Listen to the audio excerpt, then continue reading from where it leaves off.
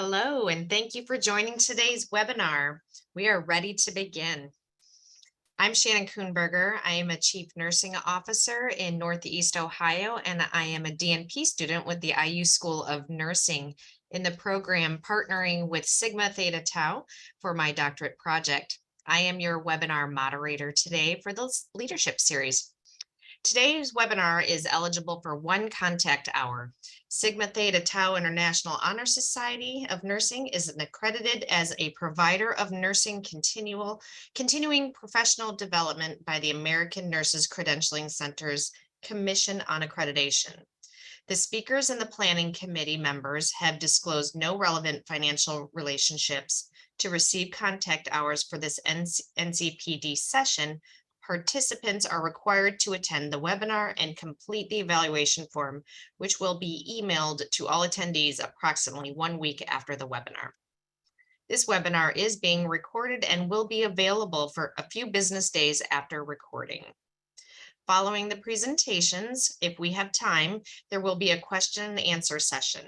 You'll see on your Zoom webinar control panel that you can send a message through the Q&A feature. This is where you can type any question you would like to pose to the presenters. Be sure to hit send so that the message makes it to us. Please use the Q&A for questions and the chat feature to interact with other participants. This webinar is proudly sponsored by Emeritus. Learn from the world's best. Emeritus is committed to teaching the skills of the future by making high-quality education accessible and affordable to individuals, companies, and governments around the world. In collaboration with one of the leading healthcare institutions, UC Irvine, Emeritus is excited to announce enrollment that is open for their new program, the Chief Nursing Officer Program. Please view this brief video from our sponsor.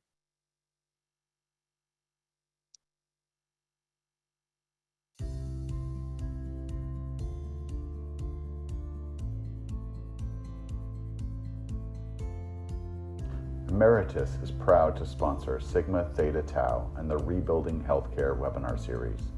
Emeritus is committed to teaching the skills of the future by making high-quality education accessible and affordable to individuals, companies, and governments around the world. By collaborating with more than 50 top-tier institutions to offer short courses, degree programs, professional certificates, and senior executive programs, we have helped more than 250,000 individuals across 80 countries learn new skills and transform their lives, companies, and communities.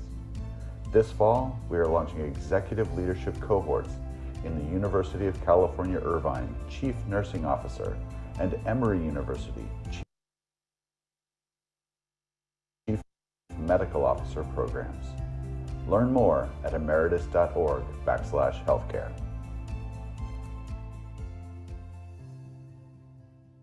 We would like to thank our speaker for sharing her expertise with us today. Our speaker today is Dr. Stephanie Boyd. She is the Senior Director of Safety, Quality, and Patient Experience for the Cleveland Clinic's Northeast Ohio region and is also responsible for enterprise-wide publicly reported data. Stephanie is a Doctor of Nursing Practice graduate from Vanderbilt University School of Nursing. She has a passion for nursing leadership and improving the safety culture for both patients and caregivers. Welcome, and we will hand it over to you. Thank you, Shannon. Can everyone hear me? Good afternoon. It's truly a pleasure to be here with you today and the entire Sigma community. A special thanks to my esteemed colleague, Shannon Kuhnberger, for the opportunity to present here today. My name is Stephanie Boyd, as she mentioned, and I am the Senior Director for Safety, Quality, and Patient Experience for Cleveland Clinic Health System Northern Facilities. Again, I'm a nurse by training, so I'm always delighted to talk about safety and quality with my fellow nursing colleagues. Today, we're going to talk about high reliability organizing and how to begin or accelerate your organization's journey towards high reliability. This is a power-packed presentation with tools, tips, techniques, and behaviors for you as nurse leaders to consider applying to drive performance improvement. I understand many of your organizations may be in different places with high reliability, so I'll do my best to identify tools that will make meaningful impact to you.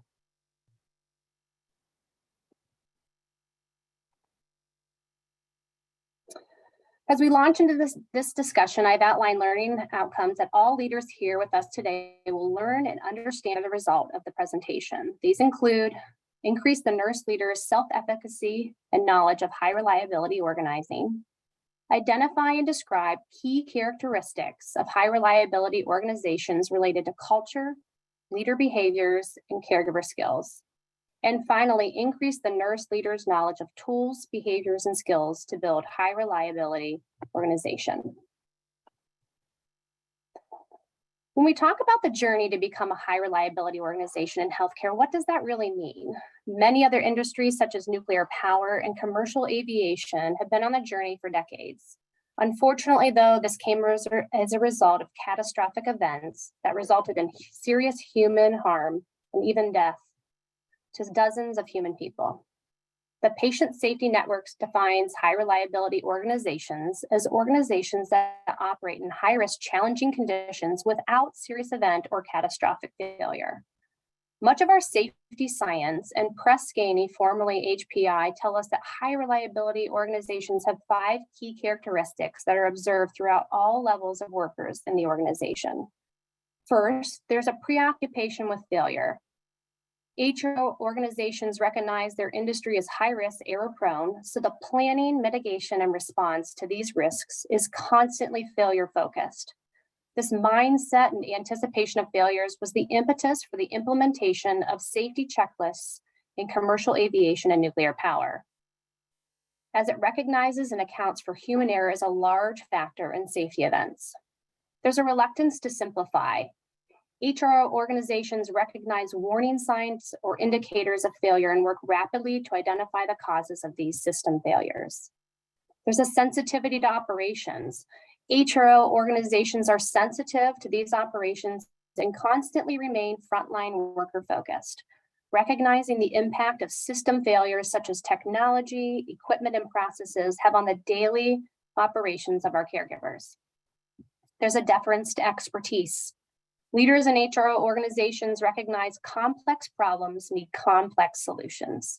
The best and most sustainable solutions often come from the expertise of the workers at the sharp point. And there's a commitment to resilience. HRO organizations remain calm when errors occur and are persistent and diligent to change for improvement. So why build a high reliability organization? Well, it is no mystery that healthcare is perfectly designed and structured to best function when employing high reliability methods because of the high risk, error prone nature of caring for the complex needs of our patients. In safety and quality, we see this in our outcome data as discussed in the book Zero Harm, which tells us in the United States on an annual basis, an estimated 4.8 million hospital patients suffer serious harm that is considered preventable. Another statistic tells us that nearly 70% of hospital harm is considered preventable. It is our moral obligation and duty as nurse leaders of healthcare organizations to maintain a mindset of zero harm, both for our patients and our caregivers. A Johns Hopkins study over an 8-year period found that approximately 250,000 deaths per year are due to medical error in the United States. And to put this into perspective, 250,000 deaths is equivalent to a 747 aircraft crashing daily. And finally, HRO has proven to increase caregiver engagement and reduce the expensive turnover we can see from our nursing colleagues. So I want to share this short video of a nurse, just like you or I, that's working on our nursing floors today and the impact of a medical error on her personally. So bear with me as we watch this video.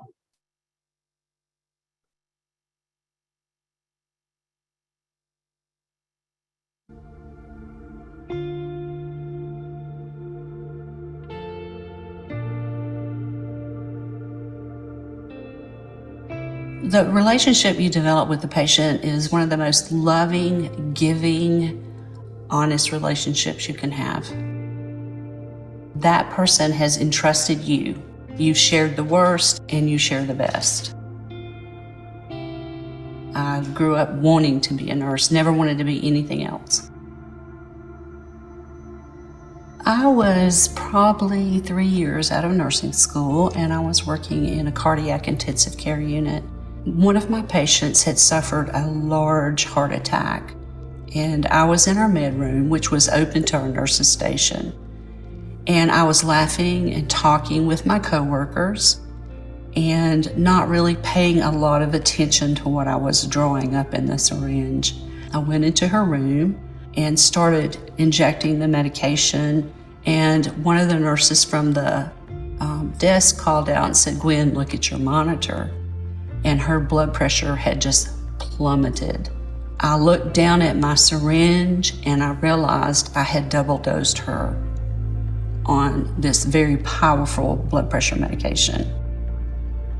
I was crying, and the patient actually took my hand and comforted me and said, "Honey, everything will be okay."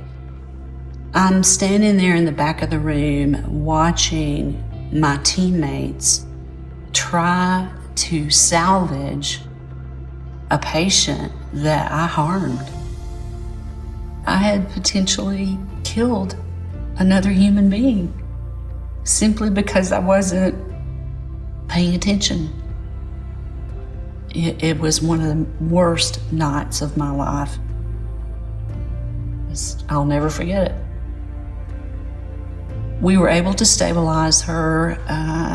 It took about 4 hours. Stayed there about 6 days, and then she did go home. I questioned whether I was fit to be a nurse. Was I morally fit to take care of other human beings if I could be so careless? So I went into grief counseling. I felt renewed. I felt like, okay, this is my fate, to be not only a nurse, but a champion for patient safety. We built one of the first quality circles in my unit, and we looked at medication administration, how we cared for patients, fatigue in nurses. And when a nurse made a mistake, we had a team that would talk with her. We experienced less errors. We developed more processes around checking. We built in redundancy into our systems that we didn't normally have. It took about 3 years to get all of that set up.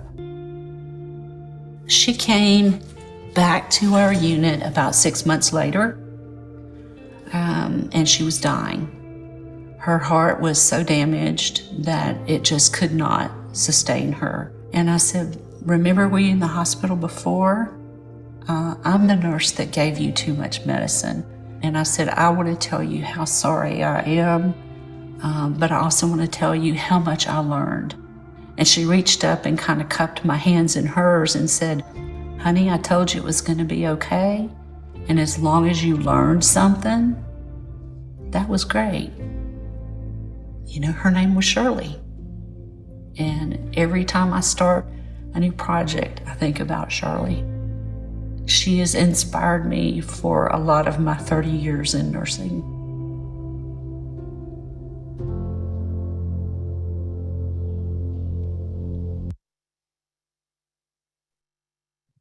So when I watch that video of Gwen, I can feel the immense hurt and pain in her voice. We often call that second victim. I think that story and many other stories that you've probably experienced personally or a nurse you've worked with is why creating a safer environment for healthcare is necessary. So we talked about high reliability and characteristics of high reliability organization. Now let's get into some tools to start or springboard your organization's journey towards high reliability and zero harm. Here are 3 tools that will summarize and are recognized to be core elements. Those include culture, leader behaviors, and caregiver skills. And we will walk through each tool and technique to achieve it. Number 1 and first is culture. Probably the first and most important tool we're going to discuss today is culture. An organizational culture of trust, respect, engagement, and accountability permeates the organization. I can just feel it when I walk into our Cleveland Clinic hospitals. There is no more impactful positive change agent, or conversely, negative impact to an organization's success than its culture. A strong organizational culture with a true North Star on safety and quality is fundamental and foundational to achieve the strategic goals of the organization. The tone and commitment of culture starts at the top with senior leaders and their daily behaviors and is incorporated in the organization's mission, vision, and values. Research across multiple industries and sectors, as well as our own safety science, all point to culture as a primary driver of success. As the famous Peter Drucker stated, culture eats strategy for breakfast. No matter how well outlined or structured your strategy is as an organization, if the leaders and caregivers nurturing the culture don't nurture the appropriate culture, all initiatives and projects will likely fail you. Culture isn't necessarily about comfy chairs or the latest and greatest technology. It is about how caregivers react and respond in critical situations. In commercial aviation, this is known as threat and error management, or TEM. With a strong organizational culture, frontline caregivers feel empowered to problem solve independently, speak up when a problem is identified, and remain solution-oriented to solve their own problems. As we discuss organizational culture, here are 3 pillars noted across high reliability organizations to achieve a strong and impact culture. First is just culture. A just culture is one that accounts for human error and recognizes that punitive responses to error counteract all efforts to drive a true culture of safety. Second is a learning culture. A learning culture is a culture that embraces harm events or near miss events as opportunities to learn how to improve processes and systems that caregivers work in to make them better and safer. And 3, a safety culture, which is how engaged all caregivers across the organization are. It is a culture where caregivers are encouraged, even rewarded, for questioning safety practices. It is a caregiver's perception of safety being a priority of the organization.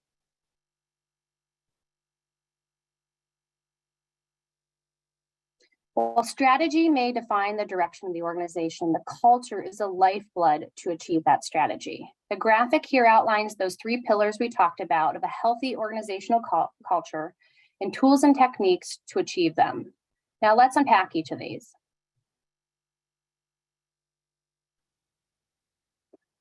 First is a safety culture. As nurse leaders, a safety culture is foundational to achieve the vision and strategy of the organization. Now more than ever, with the crucial nursing shortage we are facing nationally, fostering a safety culture mentality is incredibly important.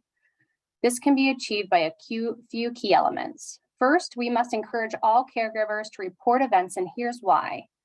Our safety science from Press Ganey tells us that for every serious safety event, there were 10 or more precursor safety events and 100 or more near miss events related to that exact same cause of that serious safety event that led to patient harm.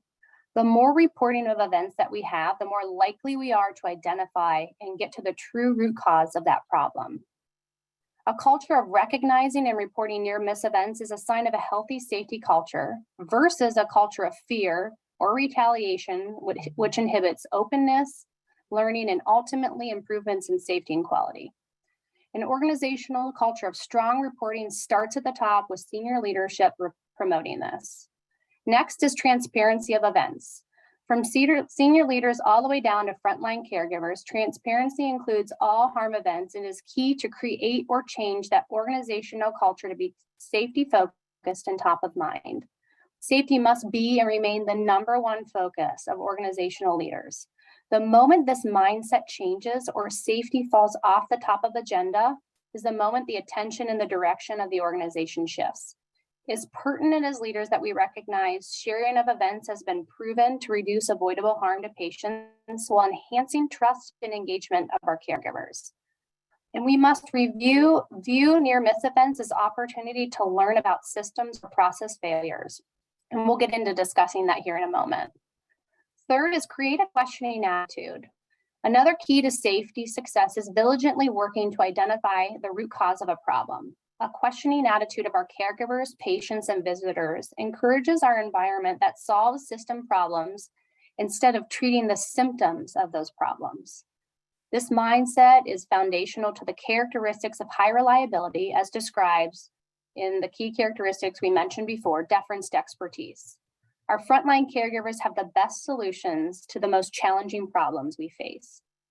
And finally, speaking up for safety. Leaders throughout all levels of the organization, including physicians and nurse leaders, must model, promote, encourage, and even reward frontline caregivers when they speak up for safety. This concept is being mindful of authority gradients, steep hierarchy structures, and power distances that often exist in our organizations. By minimizing those authority gradients and power distances, we as leaders create an environment of psychological safety where caregivers speak up freely and feel empowered to speak up. Next is learning culture. We are in an environment where many units and departments are almost fully staffed with agency or novice nurses. Fostering a culture of learning is vital to achieve and maintain the safe delivery of high-quality patient care. A learning culture also provides an environment for novice nurses to grow and develop while reducing events due to human error. Here are a few key elements to create a high reliability learning culture. First is create opportunities to learn. As nurse leaders, we dread that phone call that a harm event occurred in one of our nursing units. However, in that moment, it is important first to take a deep breath, remain calm, and stay focused on ensuring the environment is safe for patients and caregivers. Next, the scope of the event investigation should be outlined. Leaders must create an organizational safety infrastructure and processes to identify the root cause and any system failures. We must recognize that patient safety is a system problem resulting from a set of complex, often interrelated factors. We all know that human error is a large factor, so implementing forcing functions, processes, and policies to avoid human error is crucial to avoid future harm. Next is share lessons learned. When we share lessons learned as a result of harm events or near-miss events, problem solving together as a team transforms knowledge into learning through the creation of new standards, processes, and practice that lead to improved patient care and outcomes. It also fosters a culture of trust and psychological safety. And we'll again talk about this a little later. And third and finally, it fosters teamwork. If we learn from other industries, again, such as commercial aviation, including past catastrophic aircraft accidents, many of these were linked to a steep authority gradient being a primary culprit of the problem. Second in command pilots lower in the hierarchy were more reluctant to raise concerns to the captain, first in command, even when the problem was recognized. When our organizational culture is built on a learning culture infrastructure, experts at the sharp point are more likely to speak up to those higher in the authority gradient or organizational hierarchy, which will ultimately foster teamwork with a multidisciplinary healthcare team. We must remember, leaders are on the blunt end of influencing change, while frontline caregivers are at the sharp point delivering on that change. And finally, just culture. As we previously discussed, a just culture is one that accounts for human error and recognizes that punitive responses to error counteract all efforts to drive a culture of safety. So first, we must identify system failures. The organizational culture must recognize it is not the people and the process. It is the people in the process that causes errors. High reliability organizations must be vigilant to study and restudy while asking why 5 times. And leaders must find and fix system issues that lead to honest human mistakes. We must account for human error. Errors are often the result of multiple things going wrong in a sequence, which is often called in our safety and quality world, the Swiss cheese effect. As noted in the book Zero Harm, we cannot change the human condition, but we can change the conditions in which humans work. There are many ways in which systems can fail because healthcare has complex systems that have the potential to fail in many different ways, simultaneously or in sequence. Leaders must constantly seek facts that challenge the current practices and processes as to why these failures occur, rather than accepting the status quo. Encourage leaders and caregivers to again use that 5 whys methodology to find root causes and develop action plans for sustainment. And finally, we must build and reinforce accountability. Accountability incorporates holding caregivers accountable for their action, but not as a result of, again, those processes or system failures. Best practice recommends establishing a just culture decision-making tool or algorithm. A just culture algorithm ensures caregivers are not punished or blamed for failures in the system. And it also emphasizes the need for accountability of one's behaviors. This algorithm also assesses for risky behaviors and deliberate deviations to guide appropriate next steps and actions. Next up, our second tool is leadership behaviors. Leadership behaviors, attitudes, and practices in shaping a safety-focused organization is no new concept to any of you. However, when we look at the mindset, mentality, and individual behaviors of leaders in high reliability organization, it all points back to safety. Leaders that promote a positive organizational culture will see higher rates of job satisfaction, decreased burnout, and fewer medical errors. Now, let's dive into this a little bit further. As we study high reliability and common themes, here are mindsets that are found throughout our safety science literature and other high reliability sectors and industries. Here's what we found leaders to do the following. Leaders prioritize safety over production. Maintaining high OR volumes or nursing units is secondary to the safe delivery of care. Leaders commit to keep caregivers safe to then keep patients safe. Leaders that recognize and act to ensure caregiver safety, whether it be related to work-based violence or environmental factors, will see higher engagement levels of their caregivers. Leaders know and understand that culture is the primary vehicle for positive improvement. Safety is the #1 priority and focus across all levels. Best practice includes opening meetings, including those with the board, with a safety moment or a safety story. It is a way to set the stage for the organization's priority remaining safety focused. Leaders also recognize human error and do not punish caregivers for human factors. And finally, and overall, there's a mentality of top leaders that safety is just how we do business. So as we think about transitioning those high reliability mindsets into action, let's discuss what are some key leader behaviors to begin or accelerate your organization's journey towards high reliability. First, lead by example. Again, although self-explanatory and perceivably quite simple, leading by example is guiding other leaders, whether it be direct reports or caregivers, through your behaviors and inspiring them to act and behave in the same manner. Next are leadership rounds. Leadership rounds include going to the gemba, where the delivery of care happens, and walking hand in hand with your caregivers in their workspace as they deliver patient care. And finally, communication techniques such as briefing and debriefing. Again, as we learn from other industries such as commercial aviation and aerospace, these industries have hardwired checklists and processes to perform frequent briefings and debriefings into their daily workflows. Again, as a result of catastrophic events that resulted in harm.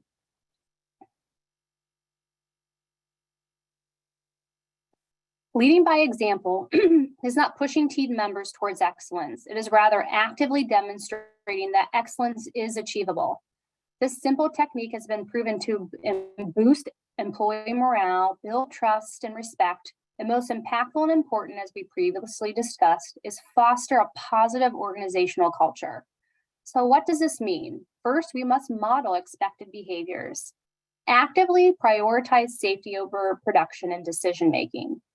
This includes establishing and monitoring safety metrics. This may also include huddling the team for discussions when risks or hazards are identified. We can actively demonstrate the prioritization of safety when we discuss zero harm events and how we celebrate them as a team when zero harm is achieved. Celebrate, for example, 1 day of no patient falls. This is zero harm. Celebrate it. Then hopefully this motivates the team to achieve 1 week of no patient falls, then 1 month, and then hopefully 1 year of no falls. By inspiring those around you as a nurse leader, you model clear standards and expectations of safety as a priority. Next, lead a daily safety huddle. A safety huddle is a means of all leaders in the organization, including clinical and non-clinical leaders, to perform a 24-hour retrospective review and a 24-hour prospective or proactive review to other leaders of the organization. This fosters a culture of transparency and situational awareness. This may include sharing information such as the CT machine being down for repairs, or that the phlebotomy team is short 2 caregivers for the day. All of this impacts the delivery of safe patient care. The daily huddle allows senior leaders to mitigate any identified risks or hazards with the team and also respond rapidly to any issues that impact patient, caregiver, or visitor safety. And finally, seek feedback from all caregivers through a safety survey. The Agency for Healthcare Research and Quality, or AHRQ, has a tremendous tool available to anonymously assess the organizational culture around safety. The safety survey measures things like teamwork, communication, handoffs, and leadership. By participating in a safety culture survey every 1 to 2 years, the senior leadership team is leading by example as it relates to culture of safety, transparency, and learning. The next leadership behavior to drive high reliability is performing leadership rounds on a regular basis. This is another powerful tool to engage caregivers, influence change, and demonstrate organizational alignment of safety priorities. Leadership rounds or Gemba walks model the organization and leadership team's commitment to safety, learning, and transparency. By asking questions and actively listening to understand, we learn more about what happens on a day-to-day basis. We also learn real-time about arising safety concerns, which will drive team engagement, trust, and communication because we as leaders respond to those concerns. Leadership rounds help us learn what challenges, barriers, and system issues our caregivers experience when doing their daily work. We emphasize, embrace, and model a state of continuously learning and improving. And we can learn about the units of performance through local learning boards or visual management tools. This continuous improvement tool also demonstrates organizational alignment to safety and what matters most, and also provides a good pulse on process improvement opportunities at the unit level. And finally, regular leadership rounds provide an opportunity to influence positive organizational culture and change. We are better equipped to advocate and allocate resources, time, and investments to improve patient care and caregiver satisfaction. It is also a great opportunity to educate caregivers on what matters most and inspire the team towards safety. Leaders can incorporate things like 5-to-1 feedback, which means recognizing 5 positive behaviors or successes, and then discussing 1 opportunity for improvement. This is a proven tool in high reliability. And finally, briefing and debriefing is the last model leadership behavior we'll discuss today. Briefing and debriefing emphasizes a strong organizational culture of safety. It provides a means of transparent communication and works to be proactive versus reactive. Briefings and debriefings are an informative communication technique that brings together the team to discuss any known or perceived risks. It helps to achieve a few key things. First is situational awareness. A thorough briefing of a multidisciplinary team is an opportunity to create situational awareness across all teams of potential risks that may lead to harm. As an effective briefing sets clear expectations of the scope of a project or problem where team members know their role and all barriers or potential system failures are discussed. Briefing and debriefing is a powerful tool for risk mitigation because it accounts for processes that may need improvement, or it can identify potential errors that could lead to future harm. The whole goal of briefing and debriefing is risk mitigation, both for patients and caregivers. And briefing and debriefing serves as a means of continuously and constantly improving. It is that preoccupation with failure we discussed previously. Briefing in commercial aviation has been proven to lower error rates, eliminate ambiguity of instructions and roles, and serves as a means of closed-loop communication. Briefing and debriefing also works to flatten those authority gradients or power distances we previously discussed that often exist in reporting structures or cross disciplines, such as from nurses to physicians.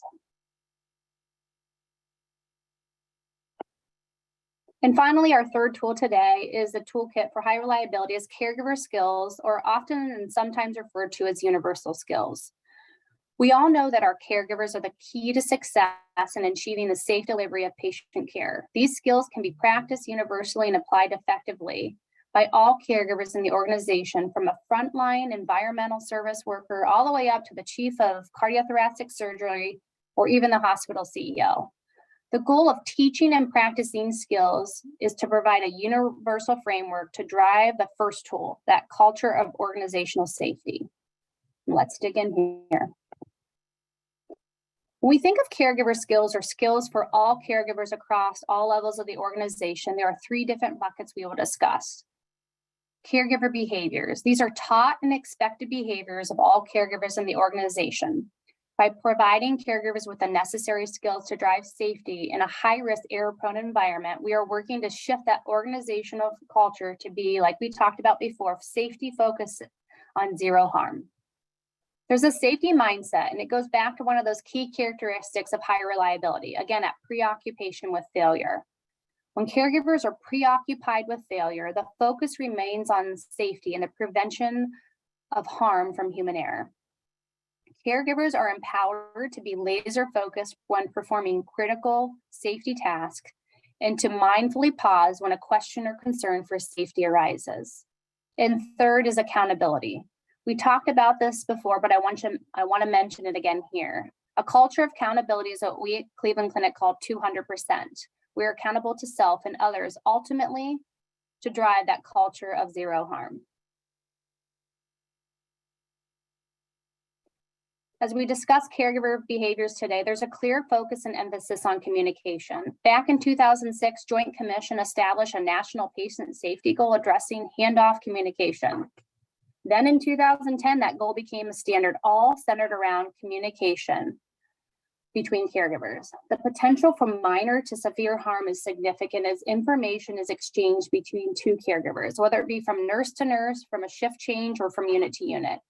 It is imperative as nurse leaders we model and teach caregivers to prevent adverse or sentinel events through communication. First is closed loop communication. Again, although this is a simple communication technique, it is a powerful behavioral skill to teach nurses to utilize consistently. Closed loop communication allows two caregivers to confirm that the intended message was received and understood correctly. Closed loop communication can eliminate any confusion in instruction or information and provides an opportunity for both caregivers to clarify the intended message. And an example of this includes when a nurse leader receives a critical lab value.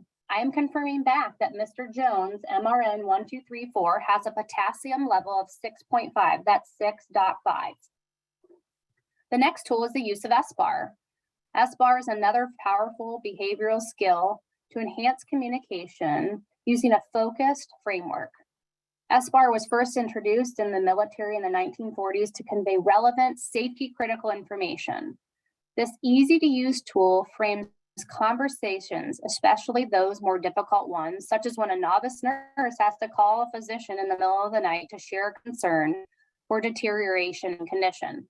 This can be performed as first, share current situation, then provide clear background information, next, a professional conclusion or assessment, and finally, a recommendation or next course of action for that patient.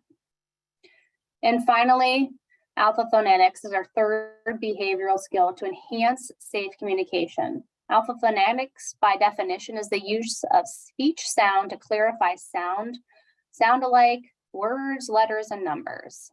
The use of alpha phonetics is an especially critical and useful tool to ensure information is received correctly and helps to avoid mistakes.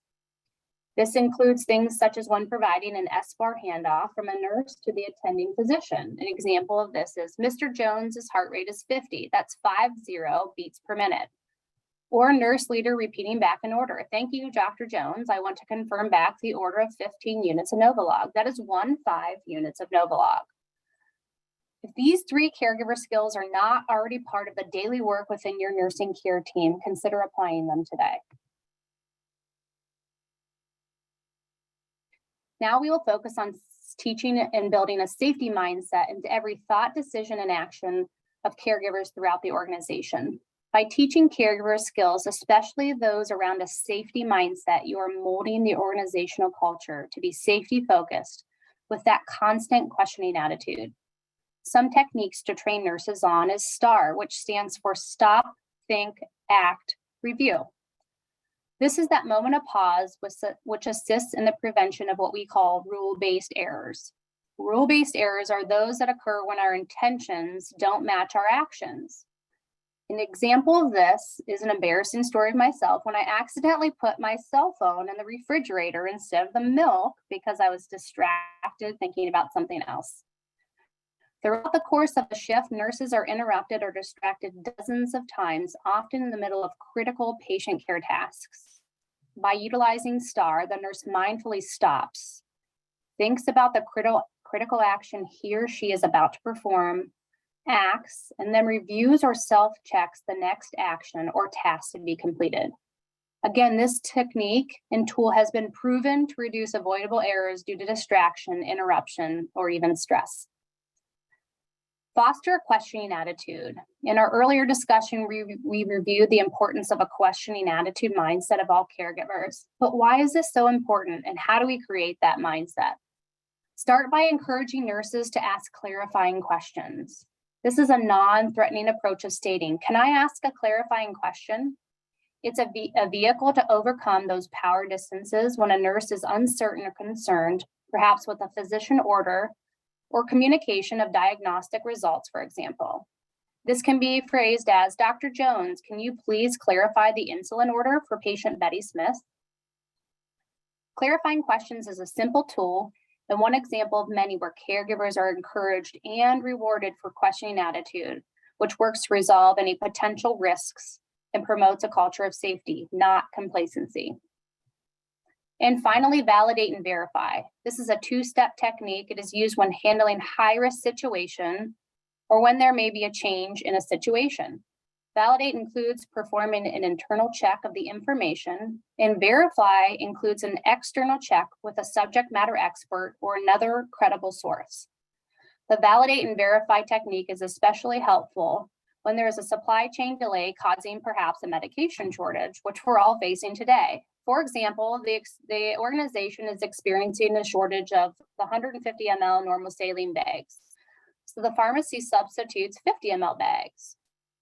The pre-mixed IV antibiotic arrives to the nursing unit, and the nurse recognizes a difference in the packaging from what he or she is used to seeing. The nurse first checks the bag concentration against the order and then verifies the order an IV bag of medication with another nurse on the unit or perhaps a pharmacist prior to administering. This technique of validate and verify promotes a safety mindset and has been proven to prevent rule-based errors that have the potential to cause patient harm. The final caregiver skill we will discuss today is accountability. This includes accountability of self and others. We previously discussed tools and techniques to create a solution-based, safety-focused organizational culture, including a just culture and accountability. Again, at Cleveland Clinic, we call this 200% accountability, which means caregivers are accountable to self and accountable to others in ways that align with the organization's mission, vision, and values. The first tool for driving 200% accountability is cross-checking. Cross-checking is a common and expected practice, again, in commercial aviation. Pilots frequently do this in the cockpit when making altitude or speed adjustments. The cross-check technique means one caregiver verifying the accurate completion of a task of another caregiver. Cross-checking fosters peer accountability as caregivers invite peers in to cross-check actions and decisions. Cross-checking is a powerful yet simple technique that can be used to prevent avoidable harm and adverse events. It also enhances teamwork, reinforces those safety behaviors, and is also an opportunity to redirect any observed unsafe behaviors. Next are safety checklists. It is no mystery that safety checklists are a critical and non-negotiable tool in commercial aviation and nuclear power. In aviation, checklists aim to manage threat and error management and the infallible reality that pilots cannot remember everything. Checklists are a tool to manage the known threats to avoid preventable harm. Checklists are an algorithmic list of actions to be performed in a sequential order, all with the goal of no step being forgotten. Checklists are a powerful tool incorporating human factors engineering to identify and address the impact of human error. These are only effective through consistent use and a mentality that non-adherence will not be tolerated. Checklists used as intended mitigate rule-based errors, which again stands for when intentions do not align with our actions. And the final tool we'll discuss today for caregivers is ARC, which stands for Ask a Question, Make a Request, Voice a Concern, and Use of Chain of Command. Nurses are frequently in situations when they need to advocate for their patients and speak up for safety. Sometimes through those power distances, speaking up can be intimidating, especially for some of our novice nurses. ARC is a powerful, non-threatening tool for error prevention. I'm going to walk us through an example and an opportunity to use that ARC tool. So the physician arrives to the unit and walks directly into an isolation room without using any PPE. I'm sure this has never happened in one of your nursing units before. The nurse would first ask, Dr. Smith, I have a question. Aren't we supposed to gown and glove prior to entering an isolation room? If the nurse observes no behavior change, then the nurse would request a change. Dr. Smith, I'm requesting we pause for a moment to don appropriate PPE prior to entering this isolation room. Again, if no behavior change is noted, then the nurse would voice a concern. Dr. Smith, I am concerned about the safety of this patient and other patients because of risk of transmission. If no behavior change is noted, then the nurse would chain of command. Dr. Smith, before we can complete this plan of care visit or multidisciplinary round, I need to speak with my supervisor about this concern.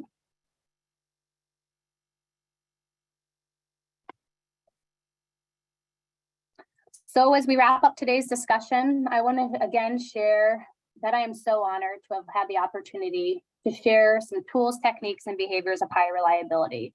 I'm hopeful you gain some insights and ideas to incorporate at your organization. Before I open it up to questions and conclude today, I want to leave you with one lasting thought from Henry Ford when he said, the only real mistake is the one in which we learn nothing from. Thank you again for your time and attention. I am pleased to answer any questions that you may have.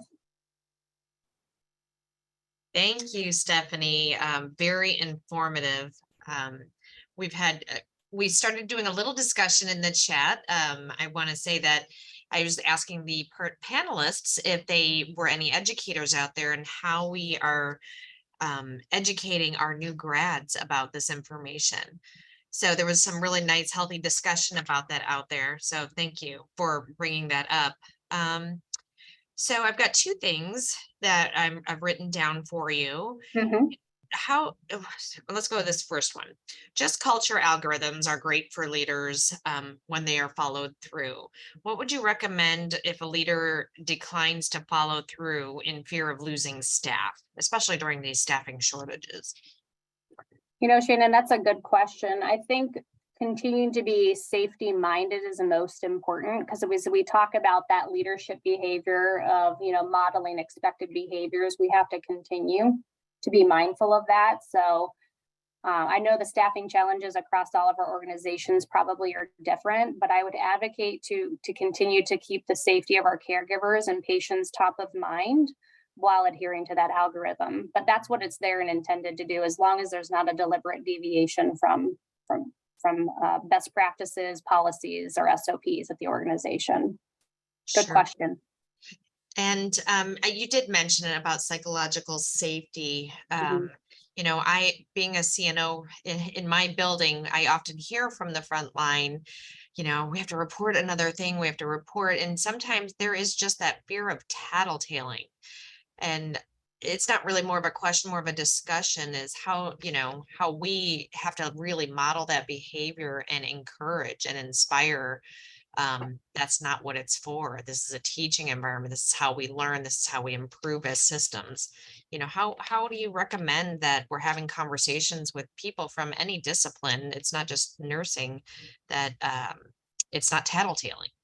Sure, and that's a good question because we hear that, and you have different pockets of leaders and caregivers who say, our incident reports or at Cleveland Clinic, our SIRS are down. That's a good thing. And actually, when we stop hearing from our caregivers, as you all know, that is actually the moment we should be concerned. Are they too busy, or do they not have that psychological safety to report? What we advocate for in our world for safety and quality is that closed loop communication. So when an event is reported, whether it be a near miss or an event of harm, that we closed loop go back to them to provide them some follow-up that, yes, we heard your concern and here's what we're doing. I think all of us, no matter what level we sit at in the organization, want to be heard. So that's why we frequently encourage that reporting, but also those leadership rounds, because it's an opportunity to really have dialogue. So really great question. And that's, I think, when we start to see that shift towards I want to put in a SIRS or I want to report it, is when you know that you've started that journey to a positive change. Yeah. And Caitlin, I think it's Pittman, she made a great statement here about it's important for managers, direct caregivers, and administrators, just staying consistent with the just culture, and that the front line really appreciates when there is that consistency, and so that they don't feel that there is a deviation. So thank you, Caitlin, for that statement. See if there's any other statements I can read off here. Are you able to see the chat, Stephanie? I am. I'm just finally going through it. So there's a lot. There's you're welcome. I'm so glad this was meaningful to everyone. I told Shannon as I was preparing, I live in this world every day. So I thought, is this too basic? But I guess it can never be too basic as we think about, our caregivers just wanting to feel important and feel impacted. Yeah, and what I want to share with everyone, and thank you for saying earlier at the end of this, if you have further questions or dialogue that you would like to have, Dr. Boyd would be happy to share her email and connect with her if you've got further conversation that you would like to have. So please reach out.